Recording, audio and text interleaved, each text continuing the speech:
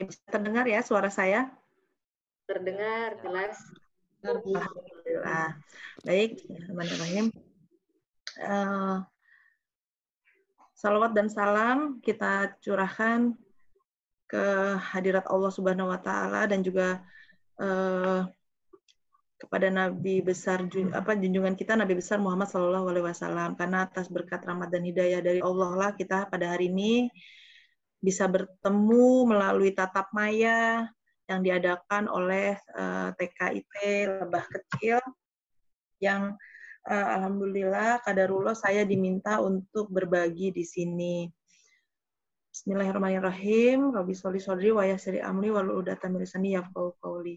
Semoga hari ini semua dalam keadaan sehat dan juga kita tetap diberikan iman Islam dan tetap dalam lindungan Allah Subhanahu wa taala. Tentunya masa-masa sekarang ini bukan masa yang mudah ya Ayah Bunda buat kita semua. Bukan hanya buat orang tua tapi juga untuk para guru. Selama ini pasti sering dengar ya, apalagi di iklan susu. Wah, masa golden age gitu. Apa sih golden age itu? Nah, ini kita mukadimahnya kita ini nih mereview kembali ingatan. Menurut Ayah Bunda golden age itu apa sih? Nah, sementara anak kami berada pada masa golden age nih gitu ya. Apa sih golden age itu?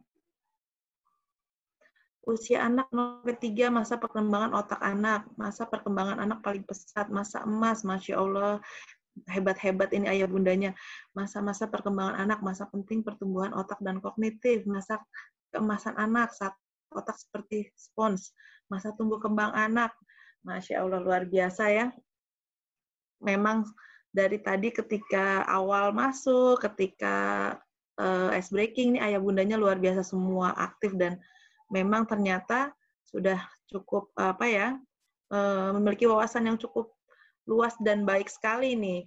Alhamdulillah responnya semuanya benar. Masa keemasan anak di 1000 hari awal kehidupan anak, masa emas kehidupan manusia.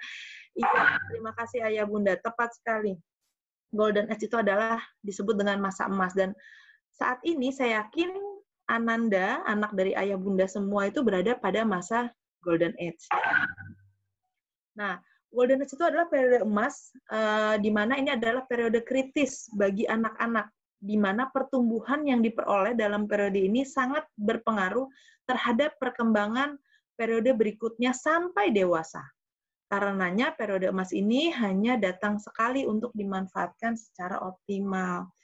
Nah, kira-kira pertumbuhan dan perkembangan apa sih yang terjadi di masa periode emas ini? Pada apa nih? Pertumbuhan pada apa, Ayah Bunda?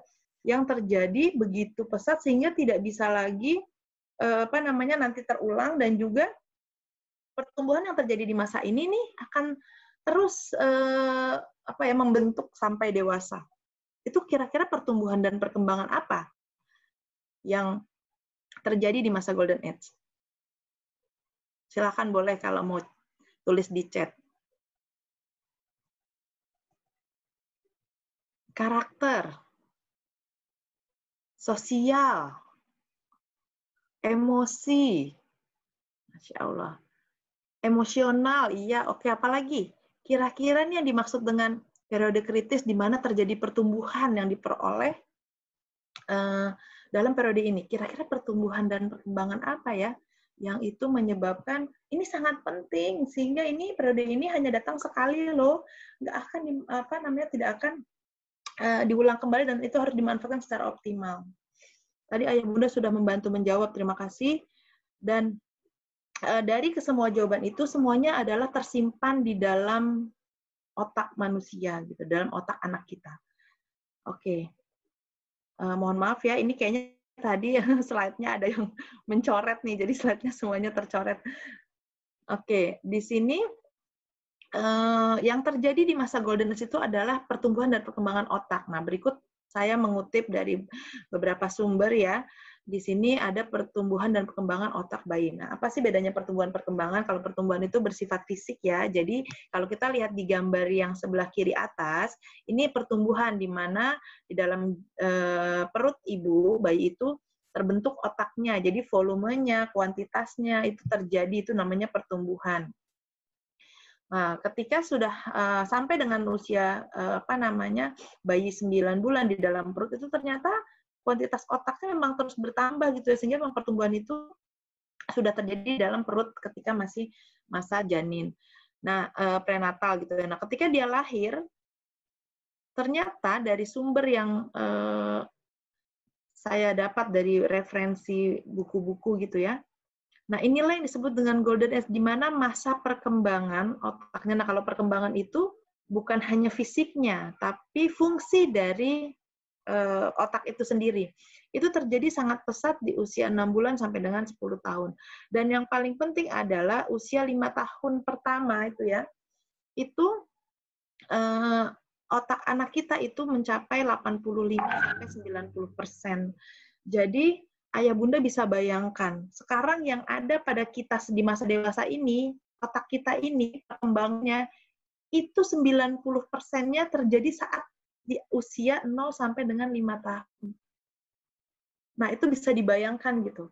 Setelah itu, otak kita nggak berkembang lagi, ya daya tetap berkembang, tapi hanya 10% gitu ya. Itu dia tadi kenapa ya Bunda ada yang jawab perkembangan otak seperti spons. Ya, tepat sekali. Karena kebayang 90% otak itu terjadi pertumbuhan dan perkembangan dari sisi fisiknya terus bertambah neuron-neuronnya gitu ya. Karena semakin lebat neuron dalam otak seorang anak itu semakin cerdas ia. Ya. Nah, jadi secara kuantitatif itu bisa bertumbuh sampai 90%. Secara fungsi atau perkembangan itu juga bisa sampai dengan 90%. Rata-rata bisa diambil 85% gitu ya, tapi ada anak yang sangat terstimulasi dengan baik, dia akan bisa sampai 90%. Nah, itu bisa bayangkan. Sekarang kita melihat kembali anak-anak kita ya, anak-anak Ayah Bunda tuh ada di usia berapa kira-kira saat ini? Kita bisa lihat, kalau dia di usia 2 tahun, itu penyerapannya ini di maksimal ya 75%. Rentangannya kira-kira ada di 60-75% di usia 2 tahun. Jadi, anak yang mau 2 tahun itu otaknya bisa berkembang dengan sangat pesat sampai melesat ke 75% perkembangan otaknya. Tapi rata-rata ada di kisaran 65 gitu ya. Nah, kalau yang tidak berkembang itu sangat sayang sekali akan terlewat masa ini gitu. Nah, begitupun di usia 5 tahun. Jadi, kenapa disebut emas? Karena ternyata 90% otak manusia itu terjadi di usia 0 sampai dengan 5 tahun. Gitu. Nah, ini saya kutip dari beberapa referensi gitu. Kita melihat merujuk perkembangan otak anak itu dari referensi internasional. Di sini ada diambil dari bukunya Dr. Kate Osborne, dia berasal dari University of Georgia, kemudian ada Dr. White dari Preschool Project, dan juga ada teorinya Bloom gitu ya. Nah, kalau yang kita lihat di atas ini teori internasional, di mana perkembangan otak anak, perkembangan fisik, otak, dan intelektual itu anak terjadi 2 tahun pertama sampai dengan 50%. Oke, ini hasil penelitian dari ketiga orang ini. Kalau dia bisa maksimal bisa sampai ke tadi 70%. Kemudian di usia 5 tahun ini kita lihat garisnya. Bisa sampai di 85% atau 90% secara fisik ya, gitu. Nah, kemudian kita lihat sampai dengan 8 tahun. Kenapa 8 tahun? Karena akhirnya internasional menyatakan bahwa golden age itu sampai dengan 8 tahun gitu ya, di mana di sini terjadi perkembangan otaknya mencapai 90% di 8 tahun. Di anak usia dini itu kalau di internasional itu 0 sampai dengan 8 tahun. Di sini bukan hanya perkembangan fisik tapi juga dibarengi dengan perkembangan intelektualnya. Masya Allah ya, ternyata anak-anak kita itu otaknya itu terbentuk sampai dengan usia 8 tahun itu bisa sampai 95% gitu ya. Bahkan ada yang memang dia sangat baik perkembangannya itu bisa mencapai di usia 5 tahun bisa sampai 90%. Nah, inilah yang terjadi di hukum dari hasil penelitian internasional untuk early childhood anak usia dini. Dan ada di sisi bawah, saya mengutip dari bukunya Muhammad Fauzil Adim yang berjudul Mendidik Anak Menuju Taklif. Ini kalau kita lihat dari syariah Islam, ya, di mana bayi itu semenjak lahir hingga 2 tahun, pada masa ini orang tua perlu mengembangkan kasih sayang 2 arah. Nah, agar otak itu terbentuk, kalau menurut syariah Islam tuh di sini di masa 2 tahun tuh kasih sayang 2 arah itu maksudnya sering diajak interaksi gitu ya. Kemudian di sini ada masa anak-anak gitu ya, usia 2 sampai 7 tahun menurut syariat. Masa untuk memberikan dasar-dasar tauhid pada anak yang mendorongnya untuk bergerak melakukan sesuatu yang baik menurut Allah. Nah, ini sudah mampu karena apa? Secara perkembangan fisik otak sudah mencapai tadi 85% sampai 90%. Serta perkembangan intelektualnya juga sudah terbentuk ya sampai dengan 80%. Kemudian masuk ke usia 7 sampai 10 tahun, masa awal anak dalam membedakan baik dan buruk melalui penalarannya. Pada masa ini anak perlu mendapatkan pendidikan pokok syariat. Nah, ini mulai kalau di Indonesia ini mulai usia SD ya. Nanti di sini sudah mulai diingatkan untuk sholat sampai dengan nanti udah boleh ada pukulan jika anak itu tidak sholat dan lain sebagainya. Nah, di TK itu masuk ke masa anak-anak ini 2 sampai 7 tahun gitu ya. Di mana ini diberikan dasar-dasar tauhid dan juga tetap dalam Islam itu masih dalam konsep yang lemah lembut gitu ya, penuh kasih sayang gitu. Pendekatannya yang menyenangkan dan lain sebagainya. Nanti kalau sudah 7 tahun sudah usia SD, nah itu sudah mulai tuh ada penegakan disiplin yang lebih lebih tegas lagi. Jadi memang secara keilmuan, ibaratnya keilmuan pendidikan gitu ya dengan syariat Islam itu cukup berjalan cukup signifikan atau cukup terjadi hubungan yang baik bahwa memang jelas pada masa usia anak 2 sampai 7 tahun itu otak anak terjadi perkembangan yang luar biasa dan pendekatan-pendekatan yang dilakukan secara Islam juga pendekatan yang masih bersifat kasih sayang, pendekatan yang bersifat interaktif gitu ya yang masih menyenangkan untuk anak. Nah,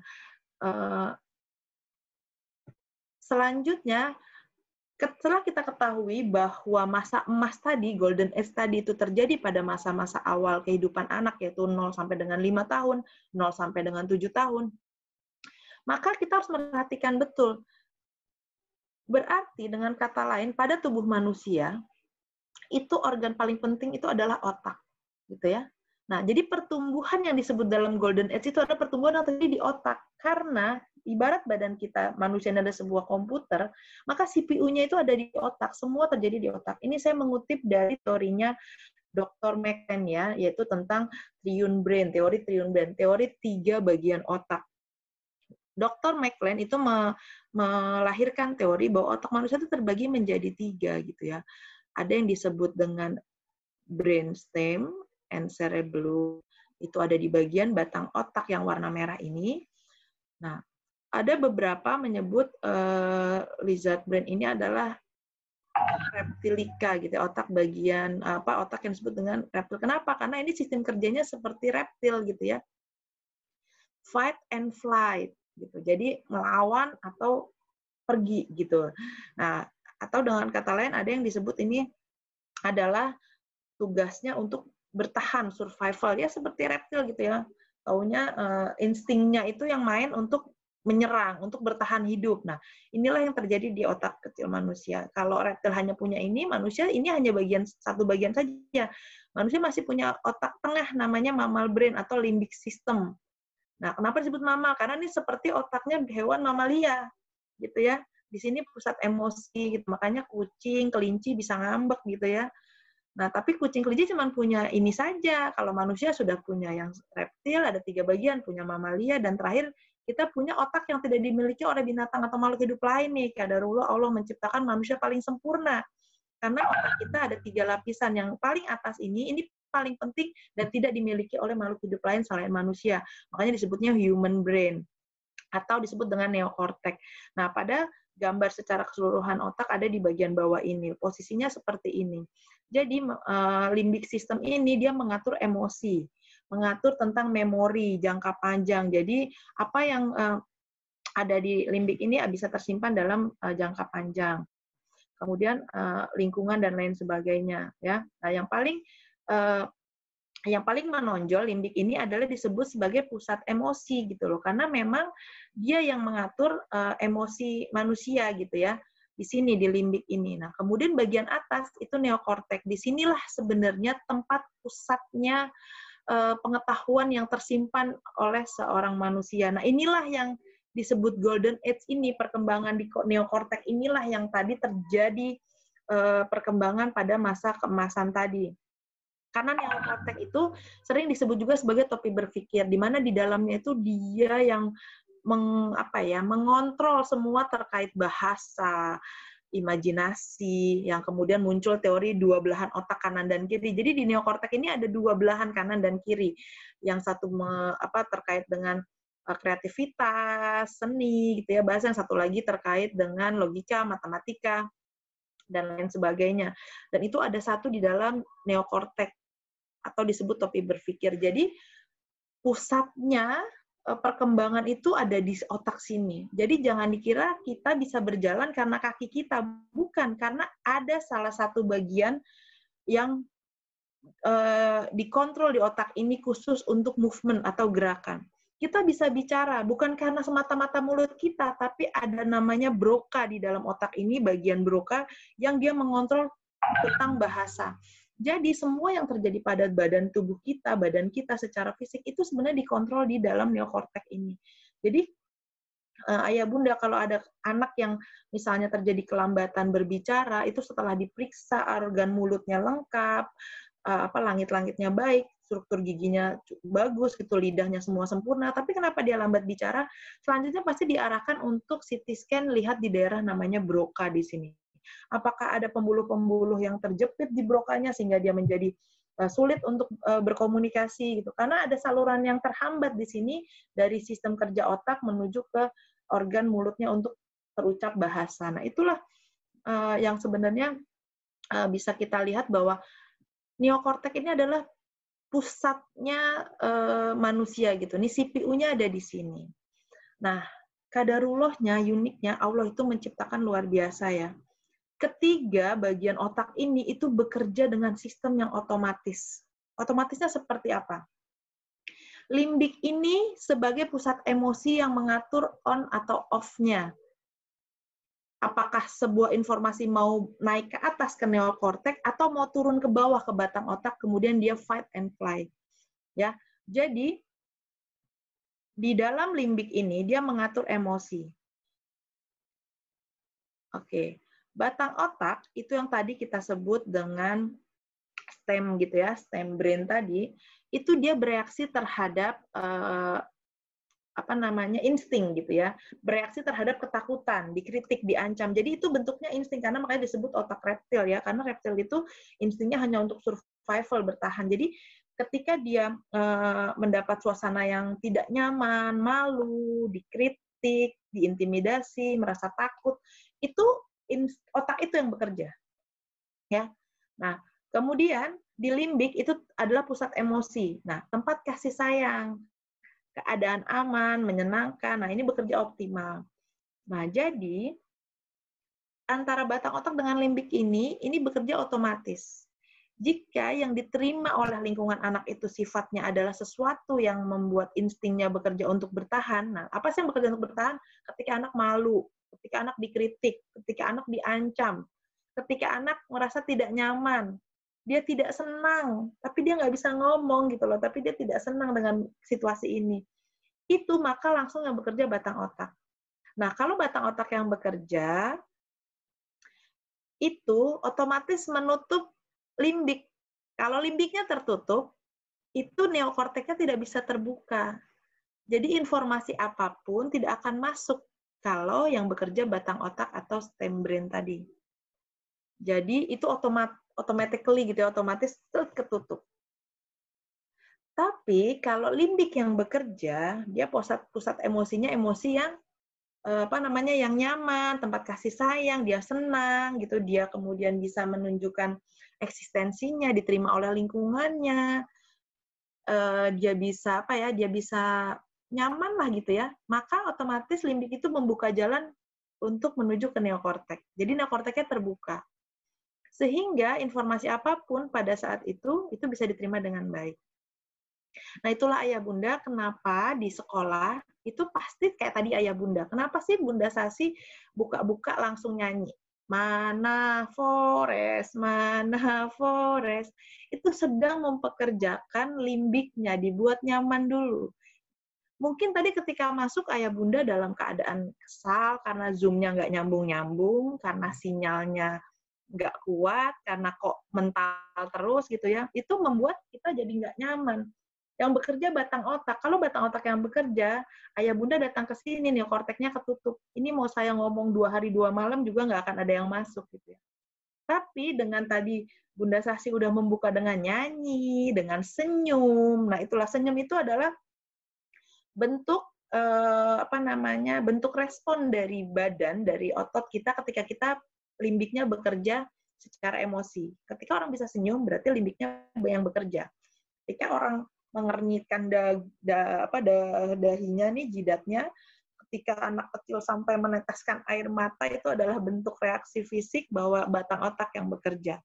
Begitu juga otak kita, manusia yang dewasa ini.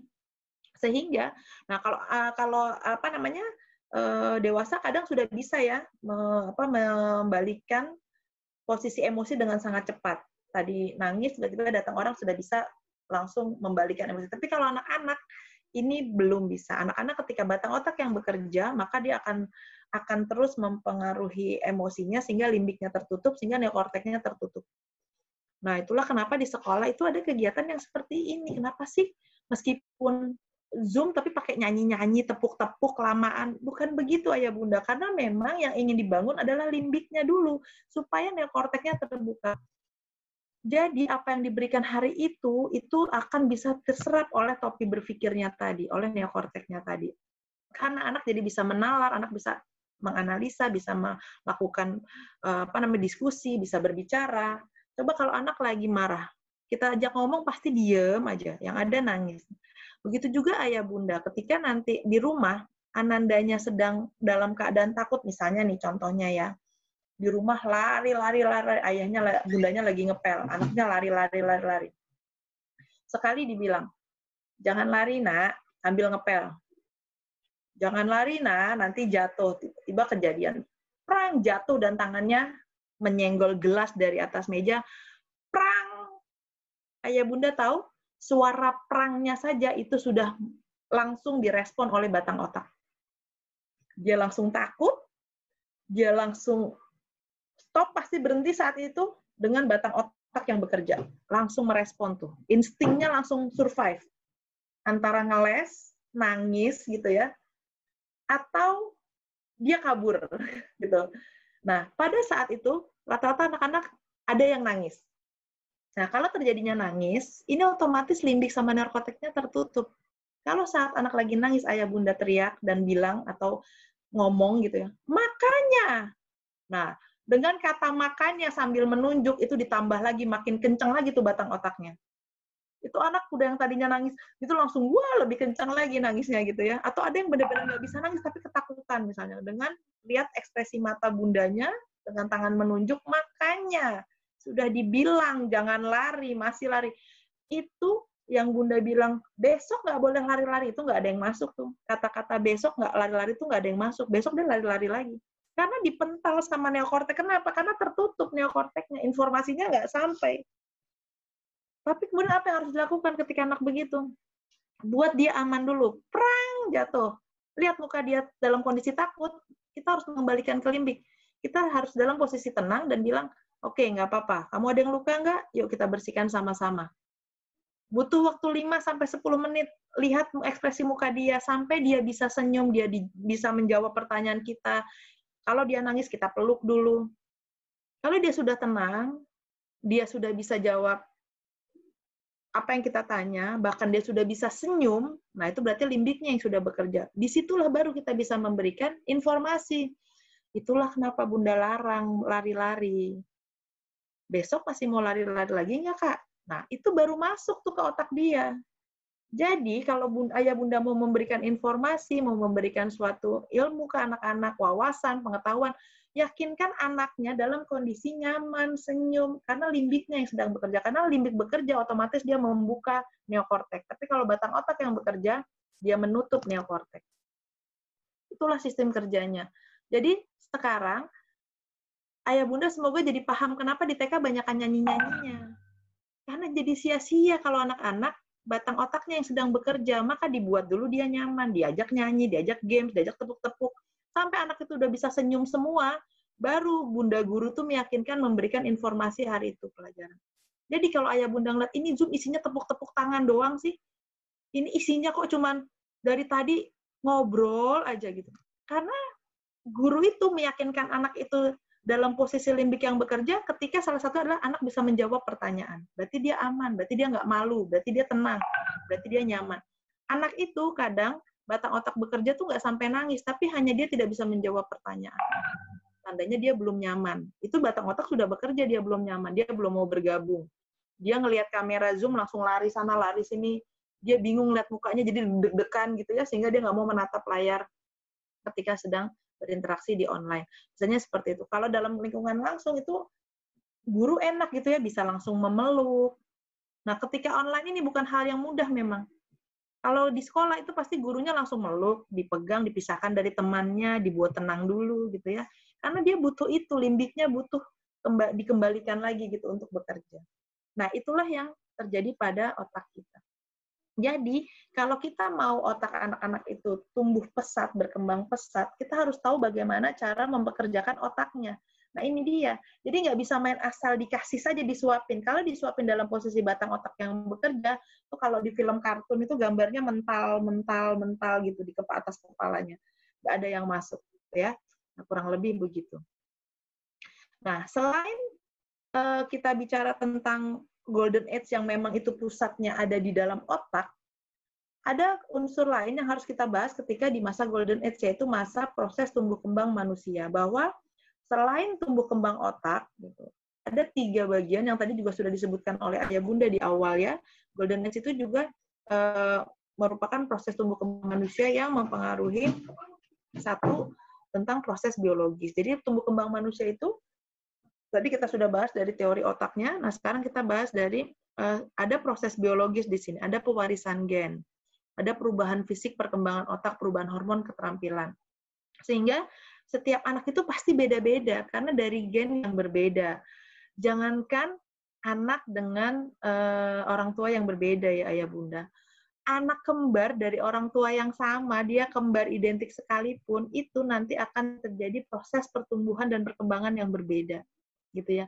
Sehingga yang pertama harus kita pahami adalah dalam mengawal proses tumbuh kembang anak-anak itu, kita tidak perlu membandingkan anak kita dengan anak orang lain. Itu yang paling penting. Nah, ini sudah harus dipahami betul oleh para guru ya, gitu, bahwa tidak bisa membandingkan anak kita dengan anak orang lain. Setiap anak itu unik gitu dan punya proses biologis masing-masing. Belum lagi nanti ada cerita yang lain di balik proses kelahirannya. Kenapa di sekolah TK ada diminta riwayat kesehatan anak, mulai dari anak itu lahir normal apa sesar. Karena itu pun mempengaruhi gitu ya. Mempengaruhi ketika lahirnya 9 bulan atau lahirnya 7 bulan. Itu beda lagi nanti gitu ya. Jadi kalau anak ayah bunda itu lahirnya prematur, janganlah dibandingkan dengan anak yang lahirnya tidak prematur gitu. secara startnya beda gitu kan ya. Ketika start ke dunia 1 7 bulan, 1 9 bulan, itu pasti sudah beda. Sehingga nanti akan terjadi proses tumbuh kembang yang juga berbeda. Sehingga memang tumbuh kembang manusia itu sifatnya individu. Gitu. Jadi masing-masing. Itulah kenapa di dalam sekolah PAUD, sekolah anak usia dini, itu guru harus menilai anak secara personal. Karena memang tumbuh kembangnya tidak sama. Kemudian selain proses biologis tadi, ada juga proses kognitif gitu ya, perubahan kemampuan berpikir, berbahasa, dan kecerdasan. Ini semua juga sebenarnya pusatnya di otak tadi gitu ya. Cuma yang kita bisa amati paling kental adalah terjadi proses perubahan kemampuan berpikir ketika itu terjadi tumbuh kembang. Jadi, nah kemampuan berpikir ini didasari dari tadi, teori otak tadi. Harus distimulasi, harus paham ketika menstimulasi gimana cara kerja otaknya. Kemudian sosial emosional, ini juga jangan salah, ini juga adanya di otak tadi. Perubahan dalam hubungan dengan orang lain, emosi, dan kepribadian. Jadi secara emosional itu mempengaruhi kognitif seorang anak gitu ya. Dan proses biologis juga mempengaruhi tumbuh kembang. Jadi ada 3 ini yang mempengaruhi tumbuh kembang seorang anak. Dan ini harus kita pahami betul gitu ya. Di dalam pembelajaran gitu ya, ada ruang lingkup perkembangan anak. Nah, di Indonesia, ruang lingkup perkembangan anak itu dibagi menjadi 6. Yang ini dipelajari di sekolah. Gitu ya. Maksudnya dipelajari itu diberikan stimulasinya di sekolah. Karena ini ada dalam Permendikbud 137 dan 146. Itu Permendikbud tentang apa? Tentang standar PAUD dan tentang kurikulum PAUD. Jadi, guru-guru itu belajar tentang ini. Dan dia berkewajiban memberikan stimulasi untuk meningkatkan perkembangan dan pertumbuhan otak anak itu dengan mengacu pada 6 aspek lingkup perkembangan anak ini. Jadi di sekolah pasti ada kegiatan untuk menstimulasi perkembangan moral dan agama. Pasti ada kegiatan untuk perkembangan fisik dan motorik. Pasti ada perkembangan untuk kognitif. Pasti ada perkembangan untuk bahasa. Pasti ada perkembangan sosial emosional. Pasti ada perkembangan untuk seni. Karena anak itu otaknya akan tumbuh berkembang dengan sempurna jika ke-6 aspek ini distimulasi. Ya, diberikan kegiatan-kegiatan yang dapat menstimulasi, dan akhirnya yang terjadi adalah otak yang neokortek tadi yang ada 2 belahan otak kanan otak kiri itu dapat terstimulasi juga dengan baik. Ditandai dengan apa? Kalau kita bicara teori otak, itu ada neuron-neuron yang terus tumbuh dan menjadi rimbun. Semakin rimbun neuron pada otak anak, semakin cerdaslah ia. Itu tadi yang membedakan anak 65% sampai dengan anak 75%. Kalau otaknya rimbun, nah itu neuron-neuronnya itu seperti akar terus bertambah gitu ya. Nah, akar-akar itu kalau setiap ketemu, dia akan nyala dan muncul akar baru. Tugas guru dan orang tua adalah membuat akar ini ketemu. Antara neuron yang satu dengan neuron lain, kakinya ketemu. Ketika ketemu kayak ada listrik, dia nyala. Pling, nah setelah nyala, itu muncul numbuh ratusan akar baru lagi. Nah, gimana cara menemukan ini, menemukan antara neuron satu dengan berbagai kegiatan yang 6 aspek perkembangan ini, gitu ya. Nah, jadi mengoptimalkan tumbuh kembang anak itu, satu dengan memantau pertumbuhan anak yang berjalan dengan cepat di periode emasnya dengan baik. Jadi kita harus memantau pertumbuhan dia, gitu ya. Memenuhi kebutuhan gizi dan kesehatan. Nah, ini tugas orang tua dan juga bisa menjadi tugas guru sebagai pendidik di sekolah. Kemudian memberikan kasih sayang yang cukup. Nah, ini juga pasti utamanya lebih kepada orang tua ya gitu. Karena waktu orang tua lebih banyak dan memang tetap pendidikan terbaik itu adalah orang tua, karena orang tua pasti memberikan kasih sayang yang cukup. Tapi ada juga banyak anak-anak yang merasa lebih nyaman sama gurunya dibanding sama orang tuanya. Nah, ini yang kembali perlu dipertanyakan bagaimana ayah bunda mengoptimalkan tumbuh kembang anak. Jadi tumbuh kembang anak itu terkait dengan tumbuh kembang otak tadi. Nah, gimana cara kita mengoptimalkannya itu dengan cara yang seperti ada di slide ini.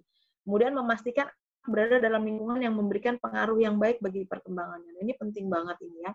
Jadi selain teori otak tadi, otak itu terjadi bisa begitu, bisa ketemu tadi karena apa? Karena lingkungan. Jadi ayah bunda, jangan dikira apa yang anak lihat, apa yang anak dengar itu main lewat begitu saja. Tidak. Setiap yang dia lihat, itu di neuron tadi yang ada di dalam otak tadi, serabut-serabut yang seperti akar itu disebut dengan neuron itu ketemu. Dia ngelihat apa, itu neuronnya langsung ketemu. Kling.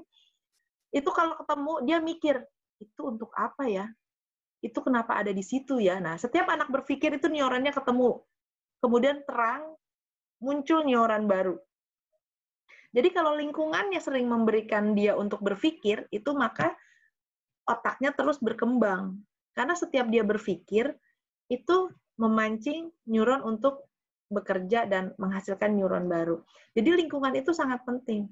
Apakah di lingkungan itu mendukung anak untuk bisa berpikir tadi, atau lingkungannya hanya ya sudah memberikan yang bikin dia anteng pada beberapa waktu tertentu. Nah, itu seperti itu tidak terstimulasi dengan baik. Jadi memang kita orang tua yang harus memastikan bahwa anak ini berada dalam lingkungan yang baik bagi perkembangannya. Dia mendengar gitu ya. Itu juga bukan berarti numpang lewat begitu saja. Setiap yang dia dengar itu direkam. Makanya tadi ada yang bilang seperti spons, betul banget, diserap semuanya. Ayah bundanya berantem di rumah, jangan kaget kalau Bu Guru tahu di sekolah. Kenapa? Nah, anak itu kelihatannya cuek ketika ayah bundanya lagi adu mulut ya di rumah ya, atau lagi diskusi tapi kencang diskusinya gitu ya. Kelihatannya anaknya cuek aja main sesuatu. Itu terekam meskipun dia sambil mainan, nanti di sekolah bisa sampai tuh sama gurunya. Karena gurunya kan berusaha untuk mempekerjakan limbiknya. Jadi ketika anak murung, sedih, biasanya dampaknya ketika anak melihat orang tuanya berantem tuh murung, sedih. Nah, di sekolah tuh guru tuh akan berusaha membuat dia tidak murung, sehingga dengan bertanya, menstimulasi, memberikan pertanyaan untuk dia bisa cerita. Karena setelah dia bisa cerita, mungkin dia lebih tenang, dengan dipeluk, dengan sebagainya. Akhirnya keluarlah cerita-cerita itu. Dan itu membekas, ya. Di masa golden age, apa yang dia lihat, apa yang dia dengar, apa yang dia rasa itu membekas. Makanya kalau anak suka memukul atau dia bisa memukul orang lain, berdasarkan penelitian, berarti anak itu pernah dipukul, pernah merasakan, pernah melihat orang dipukul, hingga dia bisa memukul orang lain gitu ya, atau dia sering diperlakukan dipukul, gitu ya. Jadi seperti itu. Jadi apa yang dia ada di lingkungan dia itu dia akan direkam oleh dia. Nah, memaksimalkan periode emas usia anak dengan memberikan stimulasi yang terbaik. Jadi jawaban dari, terus gimana Bun supaya masa golden age anak saya ini bisa sampai 75% tadi di 5 tahun. Bukan 60%, bukan 50%, tapi bisa sampai maksimal sekali 75%. Yaitu dengan cara memberikan stimulasi yang terbaik. Nah, itu jawabannya. Stimulasi, apa sih? Kenapa sih stimulasi? Bagaimana menstimulasinya gitu ya? Nah, stimulasi itu adalah proses pemberian rangsangan pada indera anak sebagai jalan masuknya informasi menuju otak. Jadi, stimulasi itu bahasa sehari bisa dibilang itu rangsangan gitu ya. Jadi diberikan rangsangan supaya anak tadi berpikir, supaya anak itu otaknya bekerja. Jadi ada informasi. Nah, tapi karena kita sudah tahu tentang teori tiga belahan otak tadi atau bagaimana otak itu bekerja, maka stimulasi itu pasti harus didukung oleh penguatnya dulu. Apa penguatnya? Tadi, sistem kerja neokortek kita baru bisa menerima informasi kalau limbik yang bekerja, bukan batang otak. Maka stimulasi itu harus didahului dengan kegiatan yang menyenangkan atau didahului dengan hal-hal yang nyaman dulu, yang membuat anak tenang, nyaman. Kadang ya ayah bunda ngantar anak ke sekolah tapi di sepanjang jalan sambil ngasih petuah-petuah yang bikin anaknya cemberut gitu ya. Atau anaknya udah bilang, nanti aku mau dijemput ayah ya. Nggak bisa, ayah hari ini nggak bisa jemput. Ya udah aku dijemput bunda. Bunda juga nggak bisa, nanti pokoknya dijemput tukang ojek misalnya begitu. Atau nanti diantar sama bu guru. Itu bikin anaknya cemberut. Itu sampai sekolah, kalau dia masih terus cemberut, itu apa yang diberikan guru hari itu nggak akan ada yang masuk ke neokortek. Sehingga makanya pada saat datang, kenapa guru TK harus nyambut di depan, melihat wajah anak, memastikan anak itu senyum. Karena sia-sia kerja guru hari itu kalau anak itu turun dalam keadaan kesel. Mukanya mengkerut, cemberut karena habis debat sama ayahnya dan bundanya minta dijemput tapi nggak bisa dijemput. Mungkin buat ayah bunda itu sepele. Ayah bundanya langsung berangkat kerja, udah sama sekolah aman. Tapi otak anaknya itu menyimpan rasa kesal yang itu bekerja yang direspon oleh batang otak tadi. Nah, guru tuh yang berupaya menstimulasi untuk bisa meredakan kerja batang otaknya dan mengganti kerja limbik dengan rasa kasih sayang, nyaman. Biasanya guru akan bilang, iya, nanti kita sampaikan, nanti kita ngobrol lagi ya sama ayah bunda ya. Mungkin ayah bunda hari ini sibuk, besok coba disampaikan lagi. Nanti bu guru bantu bicara deh ke ayah bunda. Nah, kalimat itu yang bisa menenangkan anak dan akhirnya limbiknya yang bisa bekerja. Sampai anak itu bisa senyum, mau nyanyi, ikut ketawa-ketawa. Nah, itu berarti tandanya sudah siap distimulasi atau sudah siap diberikan rangsangan lewat berbagai kegiatan. Gitu ya. Nah, kemudian kegiatan stimulasi ini pasti bertujuan mengoptimalkan tumbuh kembang anak gitu. Nah, kegiatan stimulasi itu banyak sifatnya. Suara, gerakan, visual, sentuhan gitu loh. Jadi stimulasi itu pasti tentunya harus diawali dengan hal-hal yang menyenangkan oleh anak, bukan karena keterpaksaan gitu ya. Nah, itulah sehingga stimulasi ini akan berhasil. Berhasilnya bagaimana? Akan bisa masuk informasi ke ranah neokortek tadi. Apa sih manfaatnya stimulasi? Nah, jika guru bisa memberikan stimulasi yang variatif dan konsisten, oke, mungkin bukan guru, jika orang tua juga boleh. Jika orang tua dan guru bisa memberikan stimulasi yang variatif dan konsisten, ini catatannya. Stimulasi itu tidak bisa sekali-sekali, tapi harus variatif dan konsisten. Jadi berkelanjutannya. Nah, itu akan bisa terbentuk hubungan antar sel pada otak tadi yang saya bilang nih. Cabang-cabang otak ini akan terhubung, akan bertemu. Setiap bertemu, muncul lagi neuron yang baru. Nah, semakin banyak neuron yang lahir, maka semakin rimbun otak anak, maka semakin cerdas anak itu. Ya. Jadi, dengan adanya stimulasi, maka hubungan antar sel itu akan terbentuk di dalam otak, maka otaknya rimbun dan otaknya cerdas. Akhirnya, kualitas dan kuantitas sel otak bekerja dan berfungsi optimal. Jadi 75% tadi yang saya sebutkan di awal, 50% di awal itu dari kuantitas dan kualitas. Itu bisa diraih oleh anak-anak.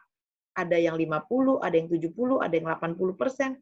Pada usia 5 tahun itu berdasarkan stimulasi. Jadi stimulasi itu bisa manfaatnya adalah bisa menstimulasi pertumbuhan, bisa meningkatkan pertumbuhan sel otak ya. Jadi karena dengan stimulasi, dengan rangsangan dari berbagai kegiatan, sentuhan, suara, semua itu jadi rangsangan buat anak-anak, itu akan meningkatkan kerja neuron untuk saling berhubungan sehingga kuantitas dari otak itu menjadi semakin meningkat. Dan akhirnya apa yang tercipta? Tumbuh kembang anak akan sesuai dengan harapan gitu ya. Nah, itulah. Jadi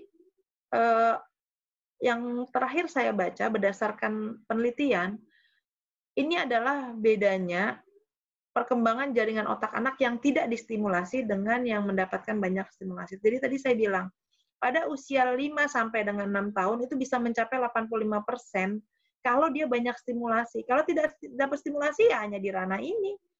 Ya, hanya di bawah ini garisnya. Mungkin hanya 40%, 50%.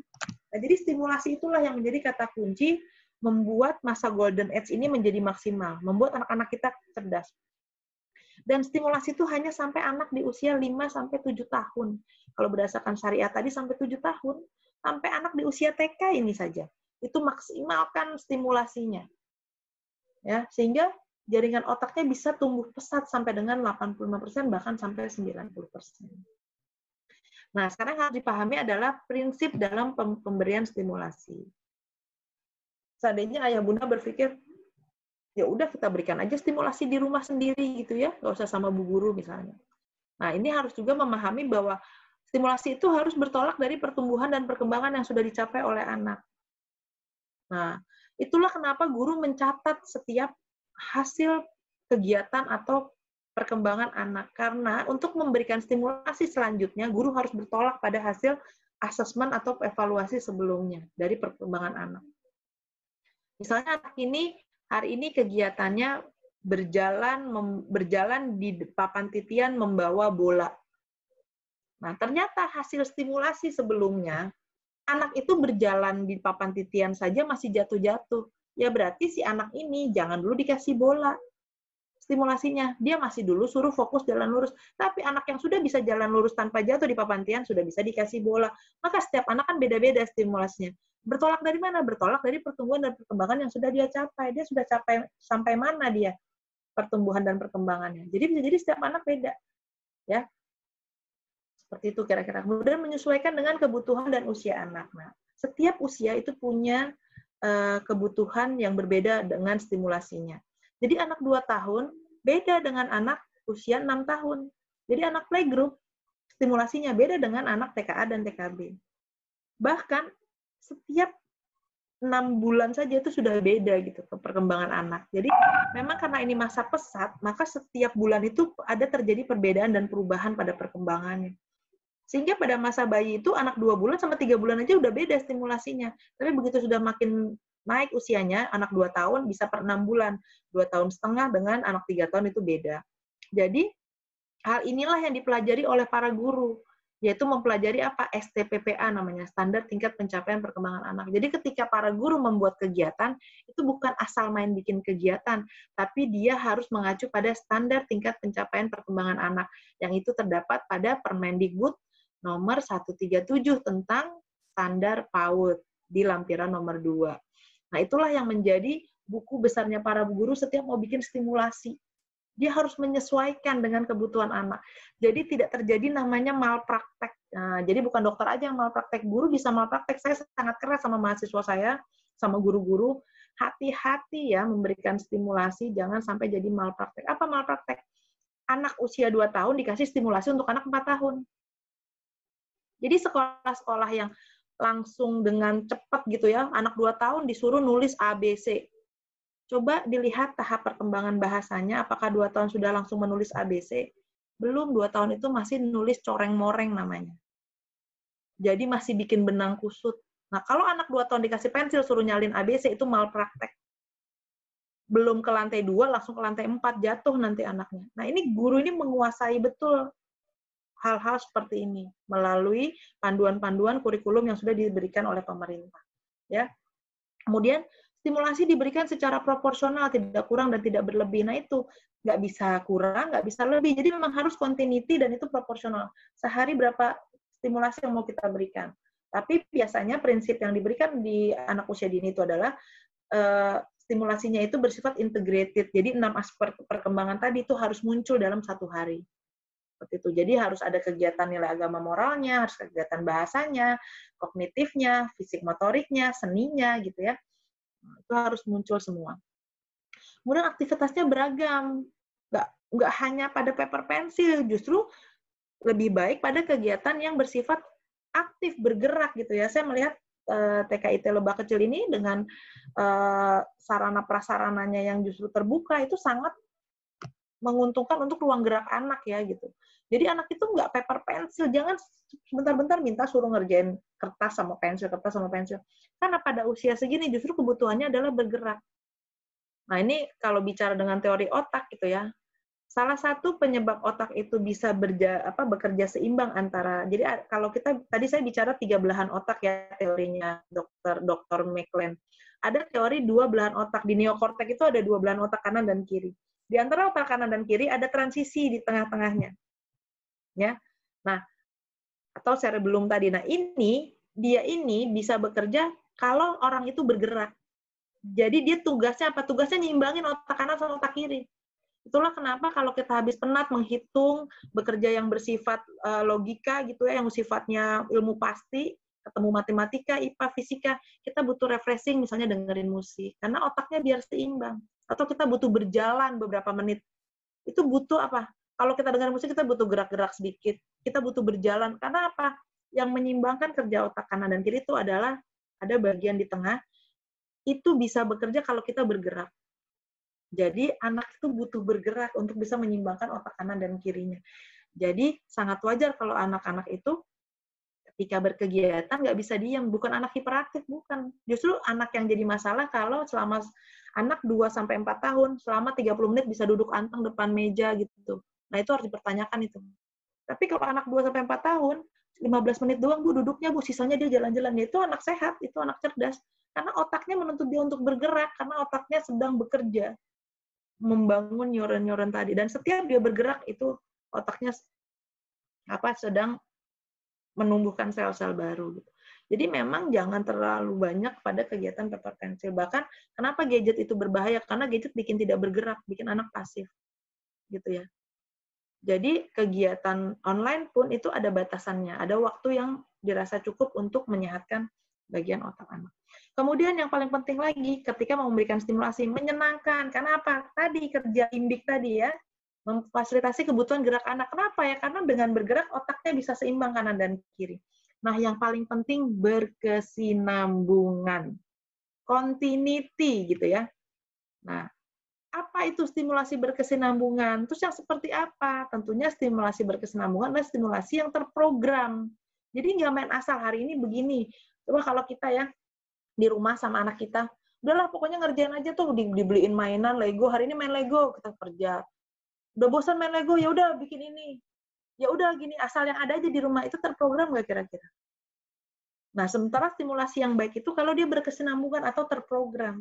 Nah, itulah kemudian yang dibuat oleh sebuah lembaga pendidikan. Jadi stimulasi berkesinambungan inilah yang akan baik menstimulasi kerja otak anak dalam masa golden age, karena dia apa? Terprogram. Jadi otak itu menerima dengan runtun, maka akhirnya anak itu berpikirnya runtun. Makanya kenapa mohon maaf ya, latar belakang pendidikan itu juga mempengaruhi cara orang berpikir, karena di dalam pendidikan itu terprogram sehingga siswa anak itu belajar mendapatkan sesuatu yang akhirnya membuat otaknya tahu bahwa oh ini tuh runtun ya. Kenapa dikasih A dulu baru dikasih? Kenapa dikasih kegiatan meremas dulu setahun, baru tahun depan dikasih megang krayon sama pensil? Karena ini ada kelanjutannya. Sehingga itu membentuk pola pikir. Anak-anak yang memang dia ikut dalam sekolah, itu pasti pola pikirnya menjadi runtun. Dan akhirnya terbentuk dalam perilaku. Dia ini dulu, dia bisa ini dulu, kemudian dia ini dulu. Akhirnya dia tahu bahwa kalau mau mandi itu ambil anduk dulu, nyiapin baju dulu, masuk kamar mandi, dia tahu gitu. Anak yang tidak diajarkan untuk stimulasi yang berkesinambungan dan terprogram, dia bisa jadi tidak runtun dalam melakukan sesuatu. Mau mandi, masuk aja kamar mandi, ntar teriak dari kamar mandi, ambilin anduk, ambilin baju, karena otaknya tidak terbiasa untuk runtun dan terprogram. Nah, seperti itu.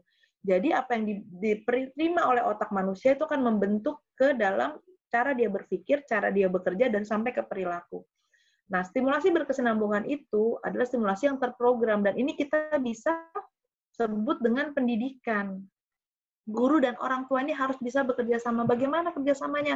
Jalin komunikasi yang baik, jalin interaksi yang continuity, berkelanjutan gitu ya. Jadi ayah bunda juga jangan capek kalau di WA sama bu guru, di telepon sama bu guru juga nggak boleh capek berkonsultasi, menerima konsultasi orang tua gitu ya. Kenapa? Ingat semua ini hanya demi memberikan stimulasi maksimal demi tumbuh kembang anak. Karena masa golden age tidak bisa diulang. Kita kelewat 1 tahun, kita kehilangan masa-masa emas. Apa iya kemudian orang tua siap memberikan stimulasi terprogram di rumah? Jangan-jangan hanya diberikan handphone yang hanya membuat anaknya diam anteng. Itu justru bukan menumbuhkan perkembangan otaknya atau neuron-neuronnya, tapi justru memutus. Saya pernah membaca sebuah penelitian ya, anak boleh menonton TV tapi ada durasinya. Anak umur 2-4 tahun itu tidak lebih dari setengah jam, 1 hari, bukan sekali nonton ya bunda, 1 hari terpapar. Nonton itu udah termasuk dari handphone, dari TV, dari laptop, itu udah semua, bukan dari handphone setengah jam, dari laptop setengah jam, dari TV setengah jam, bukan. Anak 2-4 tahun itu hanya boleh maksimal 30 menit dalam 1 hari. Nah, ketika anak itu menonton TV lebih dari 1 jam, maka neuron atau sel-sel otak yang tadi sudah tersambung dan membentuk otak baru itu kayak digunting, kres, putus semua. Kenapa? Karena dia duduk manis, tidak bergerak. Karena dia tidak interaktif, tidak ditanya, sehingga otaknya nggak perlu berpikir, cuma nerima aja. Gitu ya. Apakah iya kita korbankan anak kita hanya untuk karena, kita pusing nih masa pandemi, sudahlah. Gitu ya. Nah, inilah yang harus dilakukan oleh guru dan orang tua gitu ya. Sehingga harus ada komunikasi yang terjalin sangat baik gitu.